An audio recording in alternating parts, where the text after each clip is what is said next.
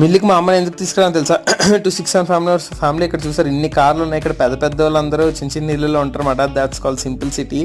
ఇక్కడ ఇదే ప్లేస్లో మేము వినాయకుడి పందిరి అయితే వేస్తాం. September 7th ర్యాంప్ ఉంటుంది అసలు. అప్పుడు బ్లాగ్స్ అయితే ఇక్కడ ఈ పక్కన ఉంది కదా, ఇదే మాట మిల్లు. ఆ షాప్లో ఆంటీ కూర్చుంటారు, అంకుల్ ఒక్కొక్కసారి కూర్చుంటారు.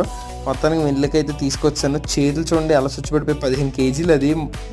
పొద్దున్నే లేపి పంపించేస్తే ఎవరు చేసేస్తారు అసలు? చేతులు నొప్పి వచ్చేస్తాను ఫుల్. మిల్లుకి రావడానికి కారణం ఏంటి తెలుసా? ఇగో ఆ రింగులు, ఆ బిస్కెట్లు, ఆ లేస్లు అవి తినకుండా అస్సలు ఉండలేను. కానీ ఈసారి మాత్రం తినకుండా కంట్రోల్ చేసుకున్నాను. ఫోన్ చూస్తాను అలాగా. మొత్తానికి ఆంటీ ఏమొచ్చి ఇది మూత పెట్టేసి పట్టుకెళ్ళమంటారు, మా అమ్మ ఏమో మూత తీసి పట్టుకురమ్మంటుంది. నాకు ఎప్పుడు అది కన్ఫ్యూజన్. మా అమ్మని నేను మిల్లుకి ఎప్పుడు తీసుకురాను, ఎందుకో తెలుసా? అప్పట్లో వచ్చింది మా అమ్మ, వచ్చిన ప్రతిసారి ఆ గుడికి వెళ్దాం అనేది. కొన్ని గుడికి ఇక్కడ ఇది ఇచ్చి అది వెళ్దామమ్మా అంటే లేదు, ఆవిడ సరిగ్గా ఏది కింద పంపేస్తుంది అంటుంది. అబ్బా కావాలి బొబ్బ కావాలంటుంది. మా అమ్మ ఏం చేస్తుంది, అది అక్కడ ఆవిడకి ఇచ్చేసి అది అయిపోయాక అప్పుడు తీసుకొని వెళ్తుంది. కొన్ని అక్కడ తీసుకెళ్ళింది కొబ్బరికాయ మర్చిపోతుంది, అది తెమ్మ